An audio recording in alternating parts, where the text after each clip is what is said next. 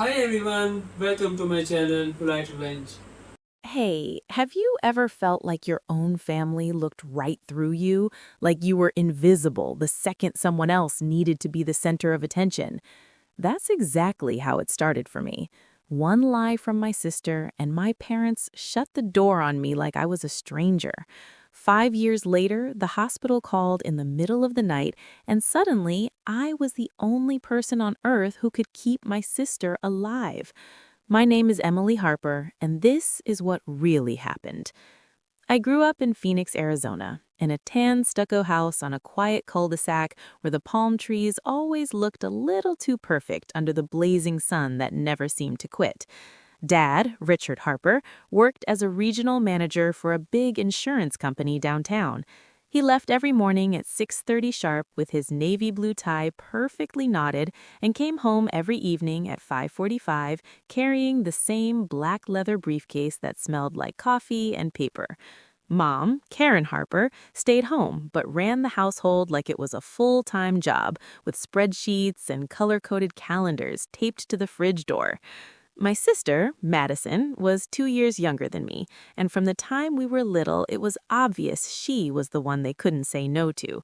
I was the steady one who made straight A's, remembered to take the trash out every Tuesday night without being asked, and never forgot to thank people after birthday parties. Madison was the one who could cry on cue, flash that big dimpled smile, and get whatever she wanted. I remember the summer I turned 14 like it was yesterday. I had saved every single penny from my babysitting job for 6 long months. $20 here, $30 there, all stuffed into a little white envelope hidden under my mattress. I wanted the new iPod that had just come out, the one with the click wheel and the shiny silver back.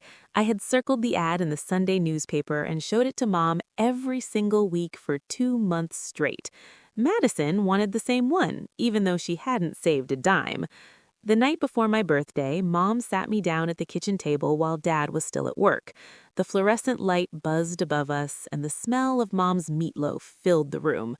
"Sweetie," she said in that soft voice she used when she was about to ask for something hard, "Madison has been really struggling with her self-esteem lately. The girls at school have been mean to her. Would it be okay if we got her the iPod and you picked something else? Maybe that new book series you like?" I was so shocked I just nodded, my throat tight. The next morning, Madison opened the shiny box at the breakfast table and screamed with happiness, jumping up and down in her pink pajamas, while I got a $50 gift card to the bookstore. Dad patted my shoulder and said, "You're the mature one, Em. You get it." I smiled because that's what I always did, but inside I felt like I was disappearing piece by piece. That same pattern kept repeating year after year, getting louder each time. When we were in high school, Madison got caught skipping class 3 times in 1 month. She came home with a pink note from the principal, and Mom and Dad grounded her for a weekend. Then on Sunday, they took her to the mall anyway to cheer her up and bought her new jeans and a pair of boots that cost more than my entire babysitting money for the summer. I got grounded for 2 full weeks when I came home 10 minutes late from the library once because my bike chain broke on the way. "You know better, Emily," Mom would say while she folded laundry in the living room. Madison never seemed to know better, but somehow she was always forgiven faster and louder. There was the time Madison wrecked Dad's car backing out of the driveway when she was 16. She cried for 20 minutes and they bought her a new phone to make her feel better. I got a long lecture for a B+ on a history test. I thought it was just normal sister stuff until the day everything actually broke. By the time I was 23, I was still living at home, working full-time as a receptionist at a busy dental office on Camelback Road. I made $18 an hour, and I was putting every extra cent into a savings account because I wanted my own apartment so badly I could taste it. I had my eye on a little one-bedroom in Tempe near the university with a tiny balcony where I could sit and drink coffee in the mornings without anyone watching me. Madison was 21, supposedly taking classes at the community college, but mostly just partying with her friends and coming home at 3 in the morning smelling like cigarette smoke and perfume. She had a new boyfriend every other month and a closet full of clothes she couldn't afford on her part-time retail job. Mom and Dad still paid for her gas, her phone, and even her gym membership without blinking. I paid for all my own stuff and never complained once. Then, one random Thursday, everything blew up in my face. Dad came home from work early, his face tight like a rubber band about to snap. He dropped his briefcase on the kitchen table with a loud thud and said, "Girls, we need to talk right now." Mom was already sitting there with the printed bank statements spread out like evidence in a trial. There were 5 withdrawals over the last 3 months, 2,000 here, 3,000 there, each one labeled as a cash advance at an ATM in Scottsdale. The total missing was $12,000 from the emergency savings account they had built for years. Madison started crying before Dad even finished the sentence. Big, dramatic tears rolled down her cheeks. She looked straight at me across the table and said, "Emily, I saw you at the bank last month. You were acting so weird, looking over your shoulder like you didn't want anyone to see you. I didn't want to say anything, but I think it was you who took the money." I felt like someone had punched me hard in the stomach. The room spun for a second. What? I've never touched that account in my life. I have my own checking account at Chase. Why would I do that? I swear on everything I didn't take a single dollar. Madison wiped her eyes with the back of her hand and kept going, her voice shaking just right. "I found a receipt in your room for new luggage last week. You said you wanted to move out so bad, and I saw you with a big wad of cash in your purse last Tuesday when you came home from work. You tried to hide it." She even pulled out her phone and showed Mom a screenshot of a text message that supposedly came from me. The message said, "Don't tell Mom and Dad, but I need this money for my own place. I'll pay it back later, promise." It looked completely real. The phone number was mine. The timestamp matched a night I was actually at work. I later figured out she used one of those fake text apps you can download for $20. Mom's face went pale white. Dad's jaw clenched the way it did when he was trying not to yell in front of clients. I kept repeating over and over, "I didn't do it. I swear on my life I didn't do it. Please believe me." But they weren't listening anymore. Madison was sobbing into Mom's shoulder, saying she only came forward because she loved me and didn't want me to ruin my life with lies. The words felt like knives twisting deeper. That night, they told me I had 1 week to move out. No more help with my car insurance, that was $280 a month. No more phone plan, that was $90. Nothing.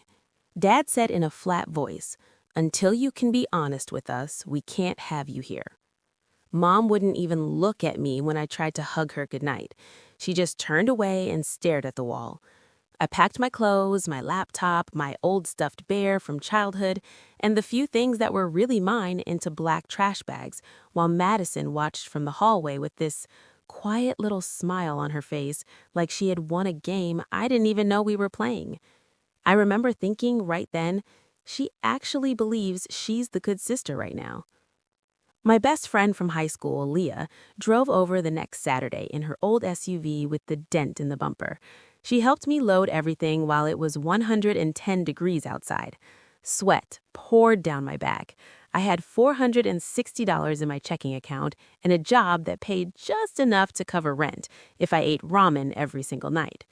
I found the cheapest studio I could in Denver because it was far enough away that I wouldn't accidentally run into anyone from Phoenix at the grocery store. The apartment was on the 3rd floor of an old brick building with noisy radiators that clanked all winter and a landlady who smoked cigarettes on the porch every morning.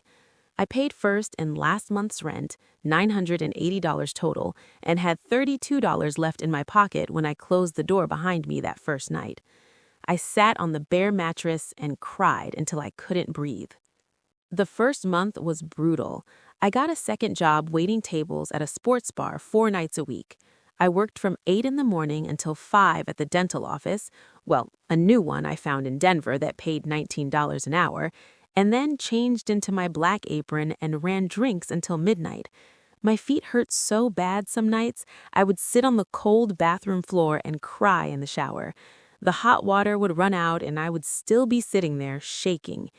I would lie in bed staring at the water stain on the ceiling that looked like a sad face and wonder if my parents ever thought about me for even 1 second. I sent them one single text the day I got settled. "I'm safe in Denver. I love you both." No reply, not one word. Every night I counted my tips in the dim light of my studio and wondered how long I could keep this up. But something inside me shifted after that first brutal month. I started taking real estate classes online at night because I figured selling houses had to pay better than answering phones and pouring beer for drunk guys who tipped in quarters. The classes cost me $900 I didn't have, so I picked up extra shifts and ate peanut butter sandwiches for 2 weeks straight. I studied until 2 in the morning with my laptop balanced on my knees, highlighter in one hand and coffee in the other. 6 months later, I passed the state exam on my first try.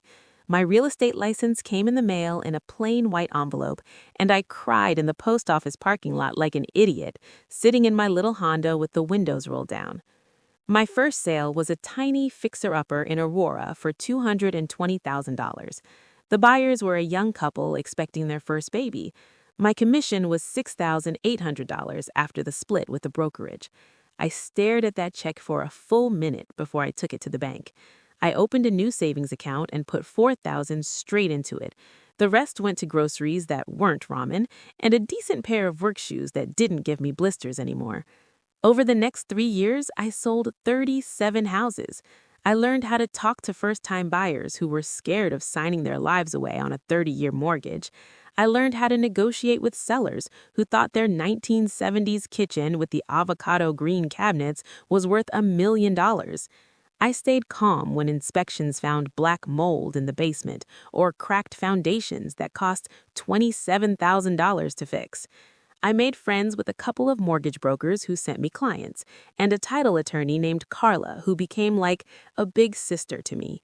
Carla even helped me when I bought my first condo, a one-bedroom in a quiet neighborhood for $145,000. I put $20,000 down after saving like crazy for 2 years, skipping movies, skipping coffee shops, skipping everything fun. The monthly payment was $912, and I felt like I had finally built something that was just mine. No one could take it away. I dated a guy named Alex for almost 2 years during that time. He was a paramedic with the Denver Fire Department and the kindest person I had ever met.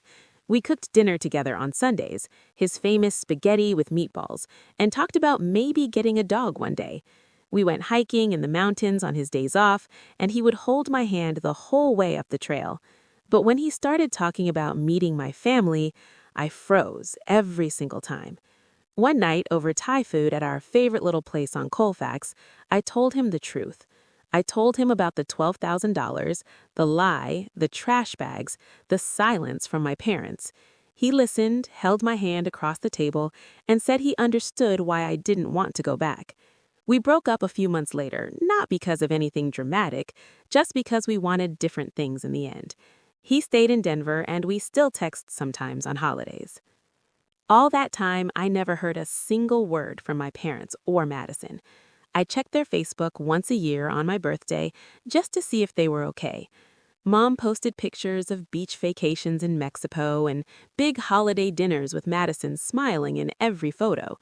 Madison looked happy, always in new clothes, always with her arm around Mom.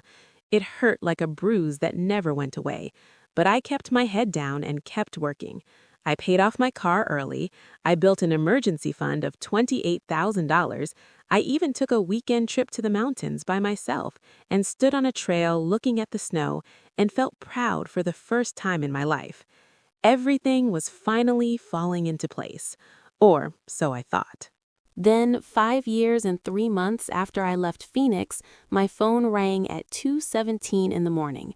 I fumbled for it on the nightstand, half asleep, heart already pounding before I even saw the screen. It said Banner University Medical Center. My stomach dropped straight to the floor. A calm woman's voice came on. "Is this Emily Harper?" "Yes, this is her." "I'm calling from the emergency department. Your sister Madison Harper was brought in after a serious car accident on the 101 freeway. She's listed you as her emergency contact on an old insurance form from 5 years ago. We need you here as soon as possible. She's unconscious, and we have to make some decisions about surgery right away." I sat straight up in bed, sheets tangled around my legs. Is she going to be okay? What happened?" "We're doing everything we can. She has internal bleeding. Can you get here?" I booked the first flight I could find. It left Denver at 6:30 that morning. I threw clothes into a duffel bag with shaking hands, called my boss at the real estate office to say I had a family emergency, and drove to the airport in the dark with the radio off. The whole flight, I kept picturing Madison hooked up to machines, and I kept wondering why the hospital had called me instead of Mom and Dad. When I landed in Phoenix, the air felt like stepping into a sauna. The heat hit me in the face the second I walked outside. I rented a car at the airport counter and drove straight to the hospital, my hands gripping the steering wheel so tight my knuckles turned white. The emergency waiting room smelled like burnt coffee and antiseptic. A nurse took me back through the double doors, and I saw Madison for the first time in 5 years. She looked tiny in the bed. Her face was bruised purple and yellow, one eye swollen completely shut. Tubes ran into her arms, and a ventilator hissed beside her like a mechanical monster. The doctor, a tall guy with kind eyes named Dr. Patel, pulled me aside into a small room with plastic chairs. "Your sister was hit by a drunk driver on the 101. She has a ruptured spleen and significant bleeding in her abdomen. We need to get her into surgery right away to stop the bleeding. Your parents are in Italy on vacation, and their flight back is delayed until tomorrow afternoon. Since you're the next of kin listed on her old paperwork, we need your consent to proceed with the operation." I signed the papers with shaking hands. The ink smeared because I was crying. They wheeled her away, and I sat in the family waiting room staring at the same page in a magazine for 40 minutes without reading a single word. My mind kept spinning back to that night in the kitchen 5 years ago. The surgery lasted 4 long hours. When the doctor came out, he said it went as well as it could. They had removed her spleen and stopped the bleeding, but she was still in critical condition. They moved her to the ICU on the 6th floor. I asked if I could sit with her. They let me. I pulled the chair right up to the bed and just talked for hours. I told her about my condo with a little balcony, about the time I sold a $400,000 house to a couple who cried when they got the keys, about how I had learned to make really good lasagna from scratch. I didn't mention the money or the lie. I just talked because the silence in that room was too loud and too heavy. Around 11 that night, Madison's eyes fluttered open. She looked at me for a long minute like she was trying to remember who I was through the fog of pain medicine. Then she whispered, her voice so weak I had to lean all the way in. "Emily?" I squeezed her hand. "Yeah, it's me. You're okay. The doctors fixed you up. You're in the hospital, but you're going to be okay." Her voice cracked. "I lied about the money. It was me. I took all $12,000. I was scared and stupid and blamed you. I'm so sorry, Em. Please don't hate me." Tears slipped down her bruised cheeks and soaked into the white hospital pillow. I squeezed her hand tighter and said, "Shh, don't worry about that right now. Just get better. We'll talk when you're stronger." She fell back asleep, and I sat there the rest of the night, replaying those words in my head over and over.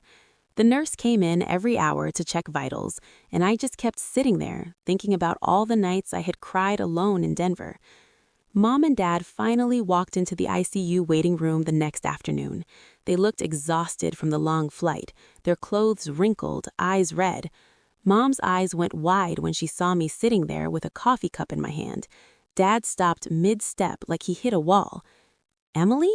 Mom's voice cracked. I stood up slowly. "She's stable. They had to remove her spleen, but the bleeding stopped. She woke up for a minute last night and talked to me." They didn't hug me. They just stood there like they didn't know what to say or how to act. Dad cleared his throat and asked the nurse for an update. I stepped back and let them take my chair by the bed.